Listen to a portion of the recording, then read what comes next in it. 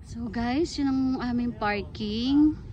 Tapos, ito yung aming, nagbablog ako na itong aming tutuluyan. Wala siyang sariling parking. Ayan, ayan si Wilson. Ayan. Kukunin niya ibang gamit. At ayan, bitbit ko. Sobrang, yeah. Dito tinamo, dadaanan. Papunta sa aming tutuluyan. Medyo mataas. Yeah. Ay gosh. Huwag na sana ako mapatid. Ayan. Okay. Wait lang mga be. So, andito na yung mga anak ko. Tapos, andun na rin si Mama, si Egay, si Cheska, si Abby, si Angelica. Okay. Tingnan natin kung maganda siya. Kung worth it ba yung layo ng parking. So, eto na. Taran!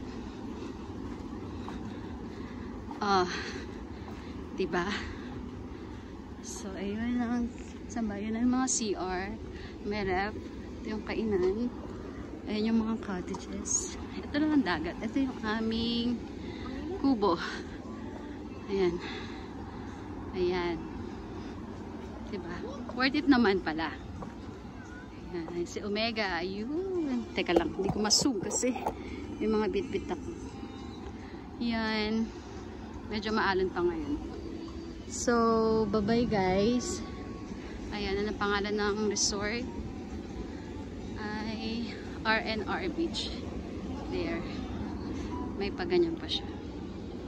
Okay, bye-bye. Teka, mabango na natin to. Ba't tayo pumasok? Mainit na dito. Yun nga, pasok ka. Oy!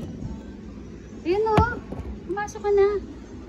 Ayan, isang antas doon yung mga boys. Doon. Ayan. Uy, lola niyo hindi napasok. Nainitan daw siya dito. Naka muna.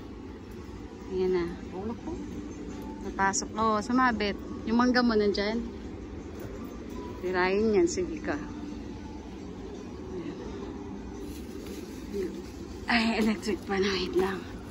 Ay, may daling electric pan. Naka-electric pan. Ito, portable. Kanina ba to? May portable karaoke pa. Ayan o. Portable na karaoke. And, nakaitsura ko na. Oh my God. Ayan, itsura ko. Ayan si Miss Mary Jean. So, baba muna natin ang aking bag. At pupunta tayo sa dagat. Yan, siniksik na. Ayan. Na sila.